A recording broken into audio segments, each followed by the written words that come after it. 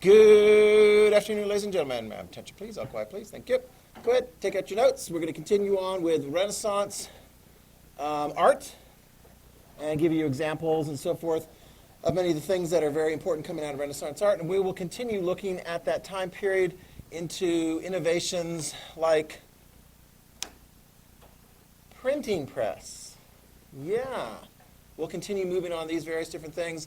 Thank goodness for various different innovations to make our lives better and safer. Update.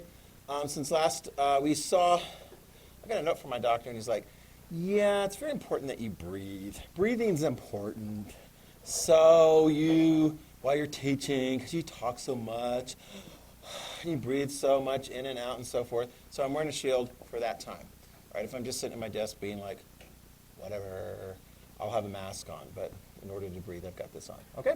So whenever you need to, drink, take your mask off, suck it in, pull it back, okay? And hopefully you guys won't be so exerted that the mask is going to give you problems. Questions, comments? Okay. This is a time period that's very interesting and so forth, but some of you guys know, what do I teach 10th grade? How did you know that? Yeah, the board did. Yeah. And so in government, what about 11th grade? Looking at the board. Yeah, IB history. That's mostly the beginning of 20th century history, and then 12th grade's the last part of the IB history course and so forth. But with respect to social studies and history and government and things that are going on, I'm always kind of tapped into it. So for example, I'm just curious. Raise your hand if you can tell me what important political thing is happening today. You're assuming a debate. I will tell you, a debate is actually an important political thing that's taking place today. Who's debating? And who are they? President candidates, very good. And what political parties are they? Which one's which? Let's see how far he's going to go on this one. Good. When's the election? This is good. Let's see how long you can do this. This is good. Very good. What day of the week is that? Tuesday, yes. It's always on a Tuesday, as it turns out. First Tuesday after the first Monday in the month of November every 4 years. Do they have vice presidential running mates? Do you know who they are? Okay, give it a try. Anybody know how to say her name? Think like the punctuation mark. Not exclamation point or period, comma, la. That's how I get it, because I was messing it up a lot initially, because I was thinking it was Kamala or something like that. Comma, la. And the last name? Harris, right, good. What about Republican vice presidential nominee? Right, very good, excellent. Let's see how long you can get. Some of you guys are like, I know those. Some of you are like, wow, I'm very impressed. Vinny, you know your stuff. Do you know how many debates, this is a little tricky, how many debates are the presidential candidates having? Do you know? Anybody know? Three, yeah, a total of 3. Are the vice presidential candidates going to have a debate? Yeah, they are. There's going to be one debate. I'm not sure exactly when that is. They've got it all scheduled. And so tonight, Chris Wallace from Fox News, agreed to by both parties. He'll be the one moderating it. I think it starts at 7. I'm not exactly sure how long it goes on. I want to say maybe an hour and a half. I want to think about 90 minutes. But not too many other people in the room. Okay? So then we got the presidential election coming up in 5 weeks. Would you guys like some extra credit? No? Okay, if you don't want any extra credit, that's fine. Oh, you do? Okay, good. On behalf of the rest of your class, yeah, we'll give you some extra credit. So pay attention to how the election's going to go. There will be one winner for the country, but in fact, Biden's going to win sometimes, and Trump is going to win sometimes in different states. And so I'll give you an opportunity. I do this every 4 years.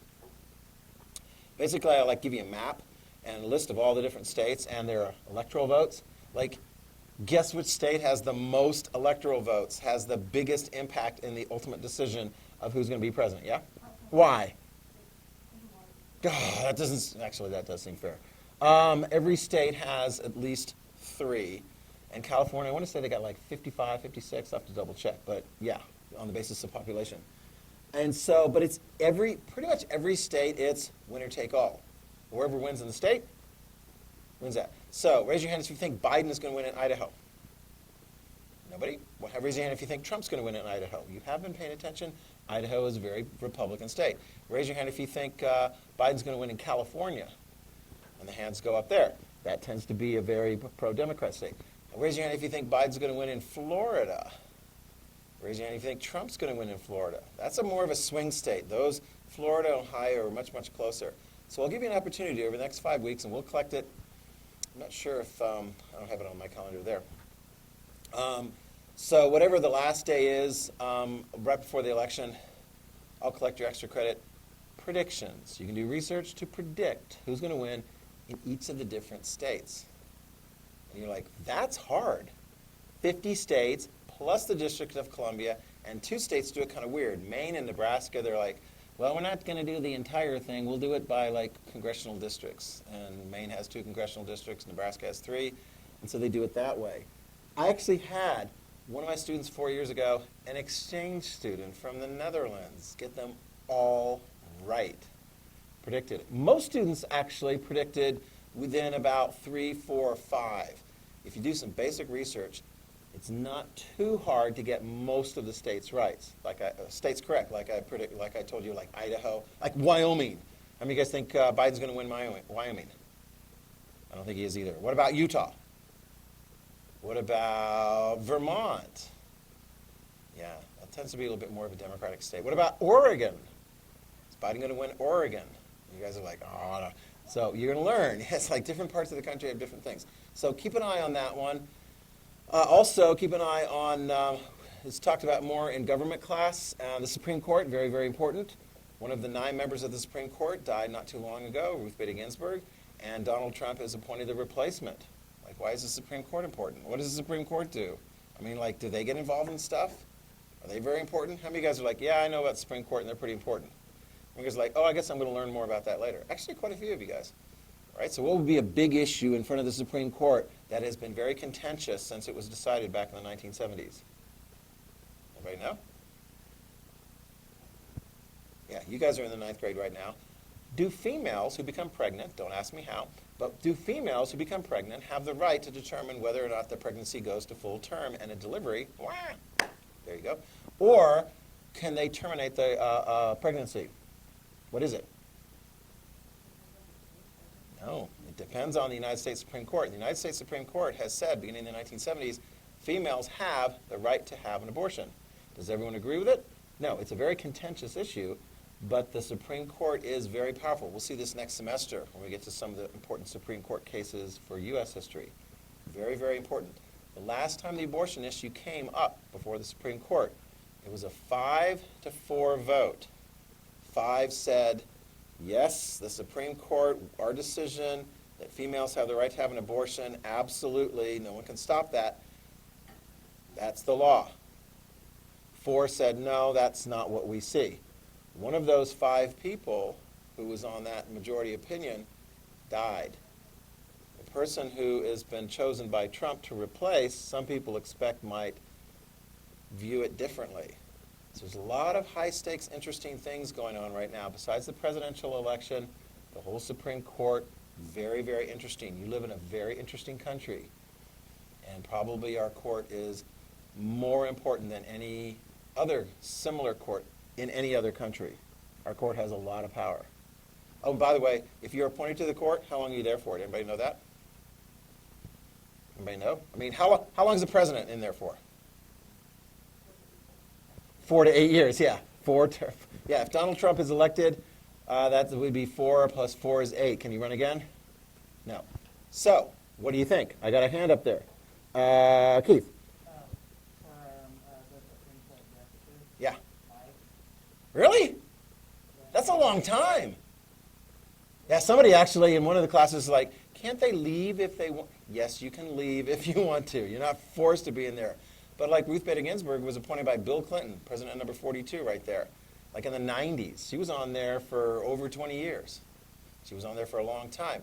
The woman who was appointed by President Trump, to take her place? It was just announced over the weekend. Anybody know? Amy Coney Barrett. I think she's like 48 years old right now. So if she gets on, I mean, you guys are like, that's old.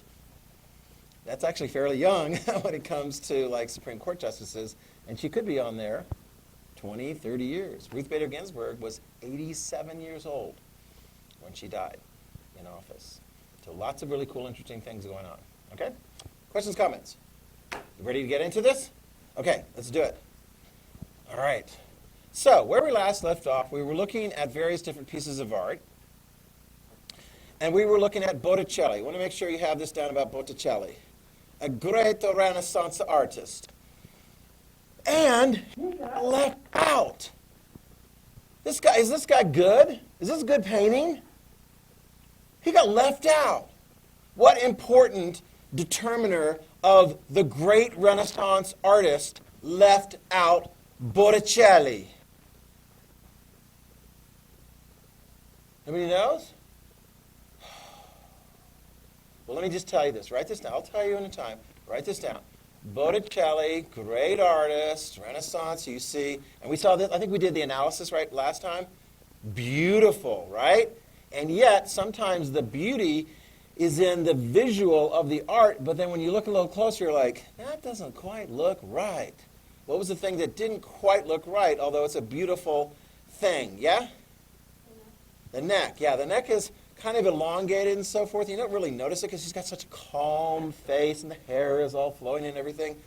And artists would say, oh, that's a beautiful line. But if you went to a doctor and you were sort of checking out, you go, you've got some really interesting genetics. Was your father a giraffe? No, I'm just kidding. You got this beautiful but elongated neck. Another thing you need to know about Botticelli is that while this picture, right, this is the birth of Venus, which is, let's just put it this way. It is not religious in the sense that it's Christian. It's not Christian. It's Roman religion. So we already determined that most of the people living in the Renaissance, they're not really following the Roman religion, so it's just like, well, this is stories. And they're like, hey, well, we want to have that painting in our house because I'm a wealthy merchant or banker or who knows whatever. But Botticelli is interesting. In his own personal life, he later on decided he didn't want to use his artistic craft to do anything except for religious paintings. So if you look at Botticelli's list of all the paintings and things that he did, in the early years you're going to see, some so-called pagan or Roman or Greek religious stories. But after that, it was strictly like Christian images. So he'll do things for the church. He'll do anybody who's paying him money, decent amount of money, he'll do beautiful renditions. And typically, you see lots of Botticelli, Madonna, and Child. Who's the lady? Who's the baby? And when was this picture? Obviously, not too long after birth. It's always fascinating. If you look at various different Madonna and Child, sometimes you're like, they want Jesus to appear bigger, so it looks like a really big baby. But this one's a little bit more kind of an accurate rendition. Very, very beautiful that way. So, tell me, back to my, we got Leonardo, right? Michelangelo, right? They're both very good. Okay, Donatello. Remember Donatello? He did kind of like the younger version of David. Oh, and then this guy, Raphael. Okay, write down Raphael. All four of those are going to be members of this particular club, but not Botticelli. You'll figure it out here in just a minute. Some of you guys already. But let's talk about Raphael. Obviously, Raphael, another young, great painter. I don't think he didn't live as long as Michelangelo or Leonardo, but he was a great painter. This is one of his most famous pieces. I've got an example of it right up on the wall as well. This is called the School of Athens. This is really a cool painting because this is Raphael's way of saying, this is like, it just says Renaissance right at you. You've got Renaissance painting styles. You've got the bright colored clothes of these men. You've got the three-dimensionality, right? You've got this wonderful three-dimensionality going on here. So you get this depth of perspective. He's really showing off his skills as a painter, right? Well, who are these people?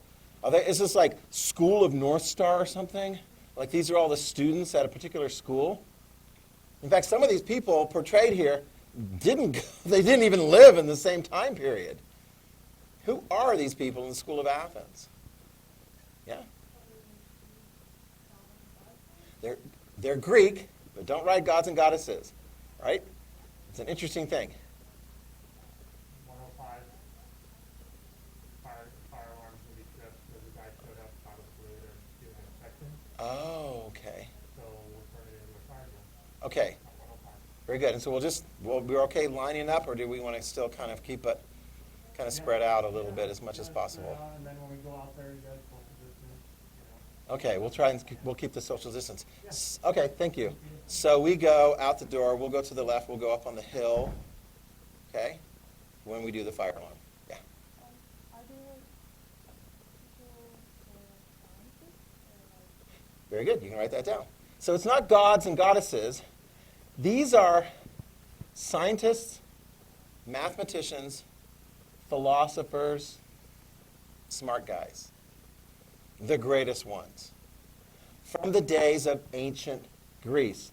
And a lot of them were from Athens, or they spent some time in Athens. Not all of them, but, I mean, they call it the School of Athens because they got some of the great ones there. So you've got, let's say, actually check your knowledge. Could you name, let's see if any one person could name all three the greatest philosophers from ancient Athens. I'll give you a clue. One of them really irritated some of the local folks because he kept like poking, and they're like, man, they voted for him to kill himself. Oh, who said that? All right, we're going to see if you know the other one. Socrates is one of them. Socrates. Socrates. Oh my gosh, he's not Socrates. And what was the name of his student who was also a great philosopher? Starts with a P, rhymes with ato. Yeah, it's not Plato, it's Plato. Yes, very good. And then one of his students, who sometimes is like seen as the most influential philosopher for many, many, many years thereafter, starts with an A. Yep, Aristotle. So in here, you have, I want to say like this one's, it was like this one, and this one. Those are like, and I'm trying to remember which one's which. I think Aristotle and Plato are up here, and Socrates is down here. In fact, the guy who modeled for that role, this is Michelangelo. He actually modeled for the character of one of the great philosophers, one of the great Greek philosophers. So there you have it. Great mathematicians, scientists, and so forth. This is so Renaissance, because remember what was the Renaissance all about? Let's bring back the ideas and the greatness of ancient times, whether it's art or architecture or the ideas. And some of those things start coming back. Because they're like, yay, Europe. Greece was part of Europe, woo! And so was Rome, and now we're part of Europe, and we got a bunch of money, and we're feeling pretty good. We're Renaissance. Got it? So tell me, raise your hand. I'm waiting for it. Because I got 5 different artists that I talked about in your notes. Leonardo, Michelangelo, Raphael, Donatello, and Botticelli. But Botticelli gets left out. Of what? Very important. Well, I don't know. Some people don't consider that important. Am I getting animated? Am I getting animated? Some of you guys are like, what are you talking about? I've never watched that show. TMNT? What is TMNT? Thank you. Teenage Mutant Ninja Turtles. Raise your hand if you've ever seen an episode of Teenage Mutant Ninja Turtles. Thank you. Why are you all so quiet and so forth?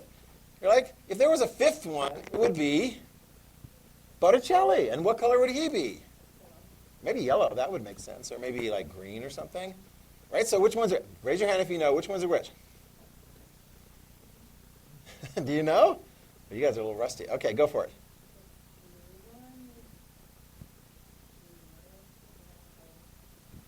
And this one's Donatello. What's am I going to do? All right, let's check. Here we go. Michelangelo, orange. That's when you said this one? Yep. Leonardo, blue. And you said that one. Good. Raphael, red. Okay? That one. And he died fairly young, so he's, portrayed very, very young there. And then Donatello Purple. Whoops. This one right here. How does the song go? Do you know anybody how to sing it? No? There was like 2 versions of it. I've got the original queued up here. Yeah. What was some of the interesting features about them? Yes? What are they like? Yeah. One of them is a super tiny nerd. Okay. One of them is really funny and comes from the Okay. super serious. So which ones? You guys, some of you guys watch it. What's what? Which one likes pizza? All of them. Who's their nemesis?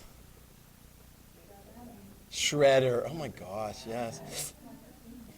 You've never seen this? All right, this is the original one. I think they did a remake. This is 1987.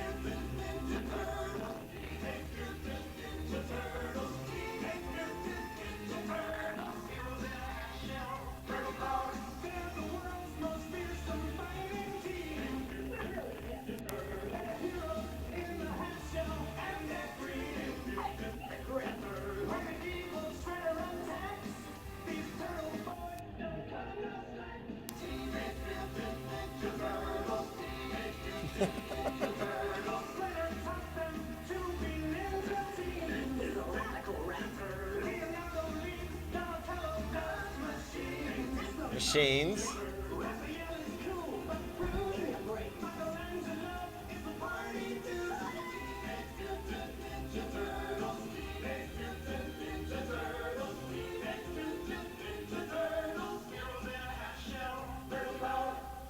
Yeah, so on the test, I'll have like a matching, just kidding, no, I won't have a matching section. Colors matched up with artists. It's like, what do these guys have to do with the Renaissance?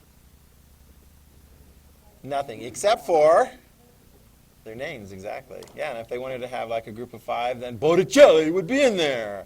He should be, because that's just like egregious. Yay. All right, so I've already posted it on the Google Classroom. There's some additional like video and so forth. I think I've got like a 10-minute one on the Renaissance from Millennium, which is really, really good. And then John Green. Watch his. His is very interesting. He goes very fast. You can slow him down, but he includes lots of various different things on the Renaissance that'll be very, very good. Okay? Ready to go. All right, Renaissance art. Do you feel like you're smarter now about art? Good. Okay. Let's go to Johannes Gutenberg. You ready? Johannes Gutenberg was a smart guy. Okay? In your notes, you can look and see, what did Johannes Gutenberg invent? Just look at the note packet that I handed you, and you'll be able to tell. Yes? Very good. The printing press. Write that down. What year did he invent the printing press in, give or take? If you look at the handout, you will see exactly the year that he's given credit for figuring out the printing press.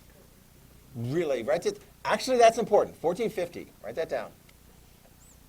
Johannes Gutenberg invented the printing press. Okay? Let me give you the whole background and so forth on it. That's, if you look at that, you're like, all right, bless you. 1450, Johannes Gutenberg invented the printing press. And so before 1450 in Europe, did you have a printing press? No, because it wasn't invented yet. After 1450, did you have a printing press? Yes, because it was invented. And in fact, put this down. After it was invented, you're going to see lots and lots of people making printing presses. And this actually kind of sucks for Johannes Gutenberg because he came up with his invention, but he didn't get to receive the full value of his invention. Do you understand what I'm saying? Like if you guys were to invent something really amazing and it could make a lot of money, and somebody else came along and took your invention and they started making money off of it, what would you do to them legally in this country to get your money back? Thank you very much. You'd sue them, right? You're like, if this was like barbarian times, I'd take them out with a club, boom. Now you sue them. You go to court because, I mean, what do you do when you have an invention in this country? Kind of curious. What do? You just like, yes? You get a patent, yes. You file it with the patent office, and there's a date, and there's a thing that basically says, look, if anyone else wants to like make money off of this, they're going to have to come to me and like buy my patent or buy some rights and things and so forth. So write that down. They didn't really have like that patent system back in those days. So once people figured out how to do a printing press, they made it. Gutenberg was the first one in Europe, but soon thereafter, lots and lots and lots of people were making printing presses. Okay, so why is that a significant thing in history? Well, actually, let's check this with you guys. You guys have covered this period in history. If you were to read a book before 1450, let's say Marco Polo's depiction of having gone over to China and all those various different places. Somebody describe physically, what is that book made of? How was it produced? Anybody know that? Learn that from the past? Was it printed? No. Well, how were books produced? How were books produced way back when? You don't know. You're like, I'm just not curious about that. They came into existence, and yeah. Stone? Like, explain. Actually, that's not a correct answer, but I'm really curious as to how that might be. No, explain. The Flintstones. Oh, okay. So if you chisel stuff, so yeah, if you're talking about a stone tablet, all right, that's how you make a stone tablet. Chisel, chisel, chisel. And then it's kind of a pain because you're like, that's a nice stone tablet you have. Can I get a copy of that? And you're like, here, have a chisel. And actually, that's the answer. That's part of the answer. How did you take a book and get another copy of it? You had to hand copy. Write that down. Okay, all of you, hand write that down separately. Don't let somebody else just like print it and send it to you. You had to hand copy books. How time consuming is that? Very time consuming. Actually, I bet some of you guys know this. I'll take a volunteer though, not put anybody on the spot. Where were a lot of books hand copied in Europe, say during the Middle Ages, during the medieval time period?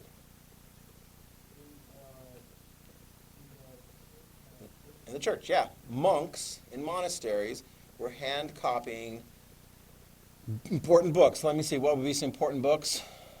What's probably, if you did a survey back then, like, what's the most important book? Very good, thank you very much. So the hand copying of the Bible. So it's always interesting for historians because they're like, did anyone ever make any mistakes? Right? It's actually pretty cool because when you look back, a lot of those monks did a pretty good job in hand copying things accurately. Not perfect on everything, but it's amazing when you talk about like hand copy after generation after generation after generation. It takes a long time. Monks were doing that. Of important books, religious books, and other books too. But can you imagine how expensive that would be? And how time-consuming it would be? Boy, howdy. So 1450 is a very important date because how many books actually existed in Europe before 1450 as compared to afterwards? Well, let me just give you an idea.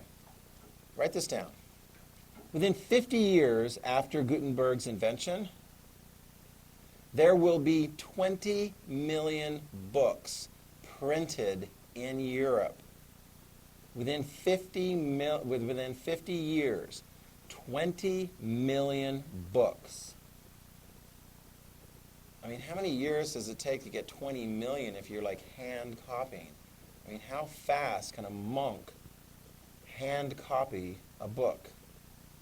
How many of you guys, if you're like gone or something and you need to get somebody's notes, you hand copy the notes? Do you hand copy notes? No? You do? Sometimes you hand copy the notes? Okay. What's a quicker way of getting that? Yeah? Like take a picture. Yeah, so like when I'm having meetings with students nowadays, like with my seniors and juniors, when we're working on their history topics for research, and we're going back and forth, and then eventually like I handwrite out their research question. And most of them, they're not handwriting it out on their own paper or anything. They just take their camera and then they take a picture of it. And most of them, thankfully, save that image that they took of my handwriting. Some of them lose it and they're like, Mr. Hanson, what's my question? Like, there's your question, right? So, why is that important? I know we haven't gotten really to the details of like how he did it and so forth, which is very interesting and important. But why is that important? Well, like 1492, Why is that an important date in history? Why is it like 1492, before 1492 it was this, and after 1492 it was that? What happened in 1492? I love it because there's a nice catchy rhyme on that one. So the people in Europe before 1492, what did they think about what was west of them? They didn't know. Yeah, I mean, some of them, like Columbus, thought if you keep going west, you're going to bump into places we know about already, like China and Japan and so forth. They didn't know about the Americas. After 1492, did they know about the Americas? Is that important? Yeah, it's going to be very important. It's going to be hugely important. So, what can happen if you go from a time of no printing press to a time of a printing press where you got like 20 million books being printed in the period of like just 50 years? What impact is that? What do you think? Say what? Well, yeah, bookmakers are going to be making money. You can write that down. That's going to be a good field to go into.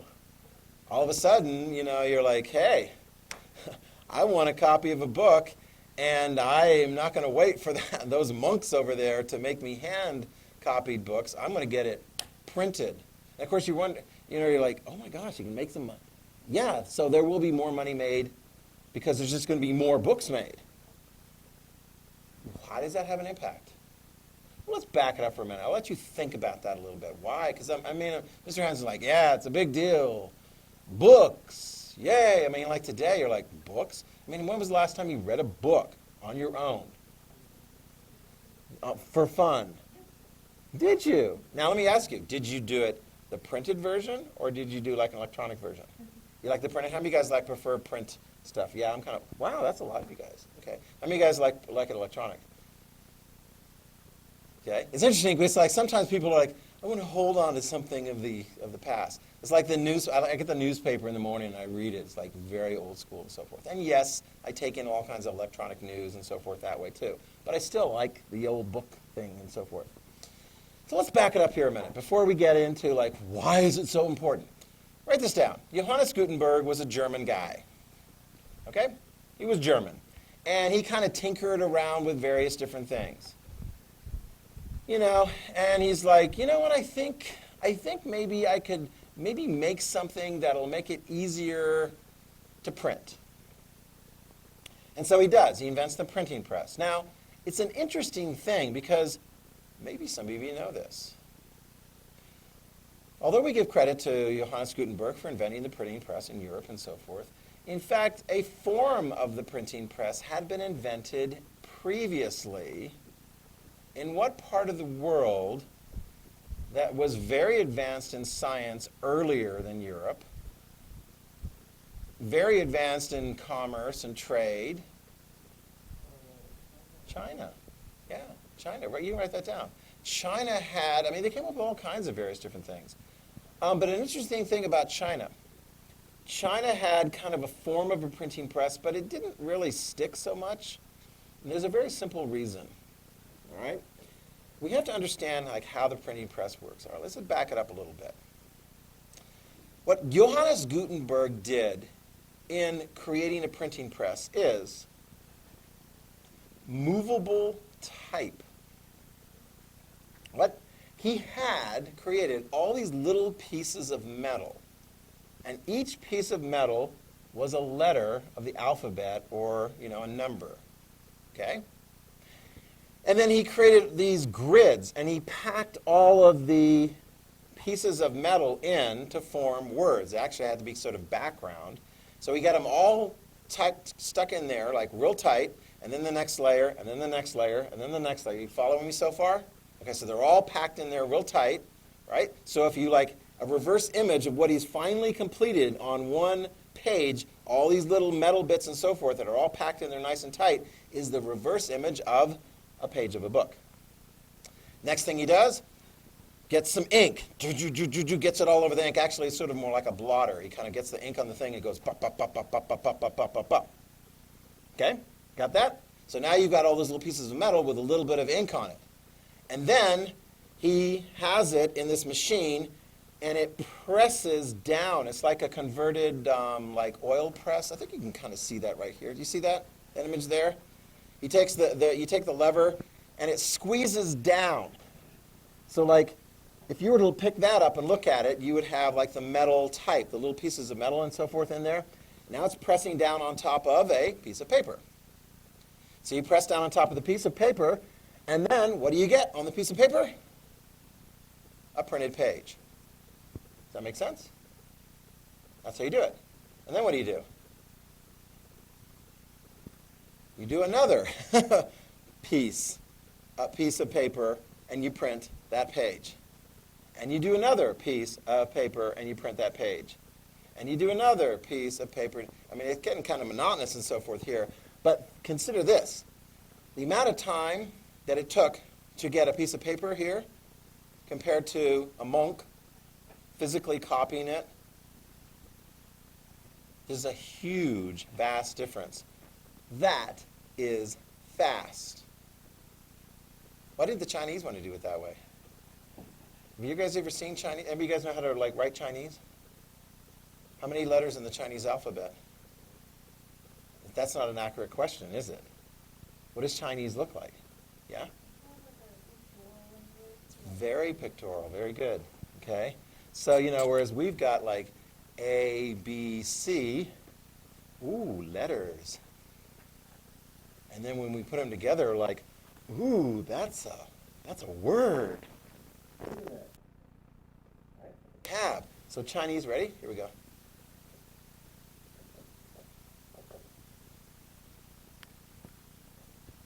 Chinese is pictorial. Raise your hand if you can tell me what that says. Yeah? You don't know? Well, guess what? I don't know either.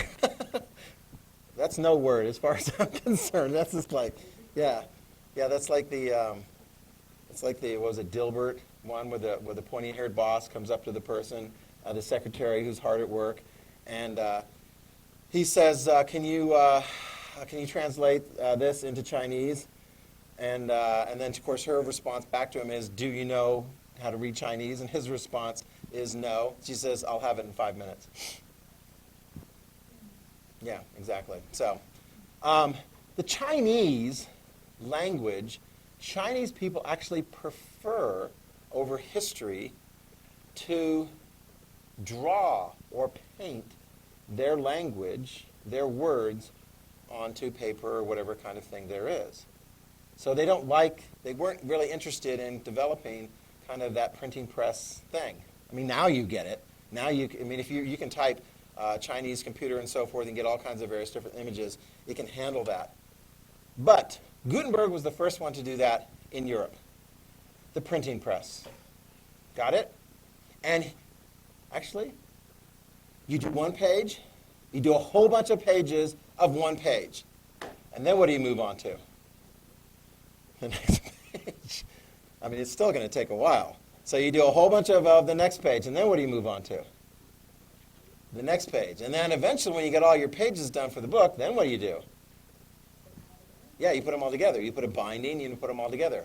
Raise your hand, because you're going to put this in your note. Raise your hand if you can identify correctly. What was the first book that Johannes Gutenberg published with his new printing press? He knew it was going to sell, and it did. In fact, he actually borrowed so much money in order to make his printing press and do all the different things and refine it, that when he finished it, everything that he made from selling that first book and the very different volumes of it, it went to go pay off his debts. I mean, the guy never really made a lot of money, and then other people stole his idea. Anybody know? What do you suppose? The first book that he published. It was a book that had been written already before and had been copied many, many times. What do you think? Yep, that's right, the Holy Bible. Okay, the Holy Bible. He printed it. In what language? It's an interesting question. I'll give you a clue. It was the language that well-educated people, whatever part of Europe they lived in, they knew that language, and they actually kind of communicated with each other in that language, whether it was spoken or quite easily written. What language? I'll give you a clue. It's definitely old school. Perfect. Latin, the language of the Romans. Okay? So Gutenberg published the first Bible printed the Bible. Oh, that's right. Okay, here we go. Okay, so we're going to line up at the door.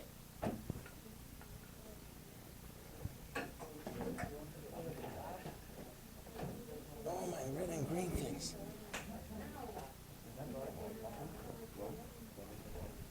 Maybe I should have looked for that. Oh, here they are.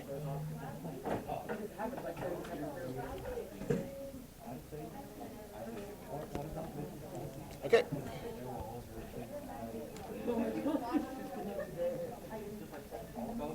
Okay, do you want to lead?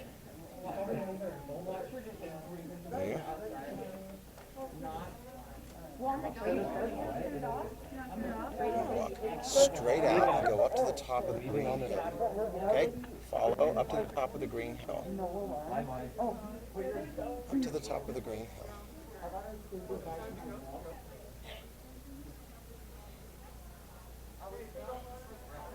Okay.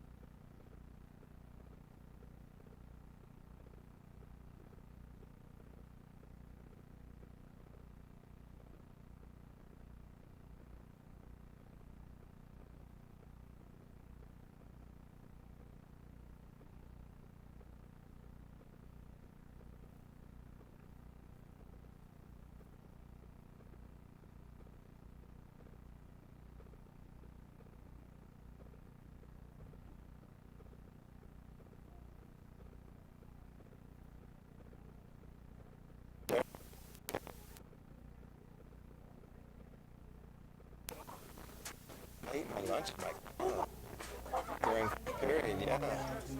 Yeah, well, yeah. I'm like, I have to wear that. I got this permission with a doctor, so I needed it. Yeah. I need to breathe. Yeah, breathing's good. My doctor says I should do that. Clap it up. Go clap it up. I'll see you tomorrow. Yeah. Okay, so back to the printing press. Back to the presses. You're jumping. Is it really? Oh my gosh, wipe down. Yeah, no, wipe it down. Yeah, sorry. You mean for 8 Yeah, boy, time flies when you're flying. 8 periods? Okay, we'll pick it up. Printing press, next time. Okay, wipe it down. Make sure you have enough time to go to the bathroom so you're not late for your next class. If you've already wiped down your area, then you can go. Because that's right, yeah, we finished at 1:05. Right. That went by way, way, way fast. I don't want to do it too hard because then I lose the thing.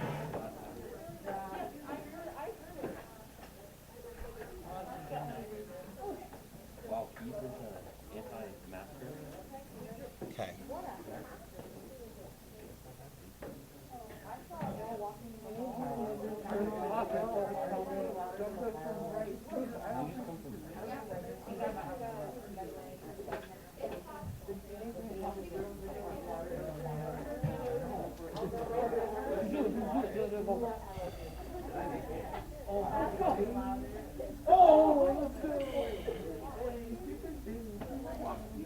Don't make a mess. Don't throw it.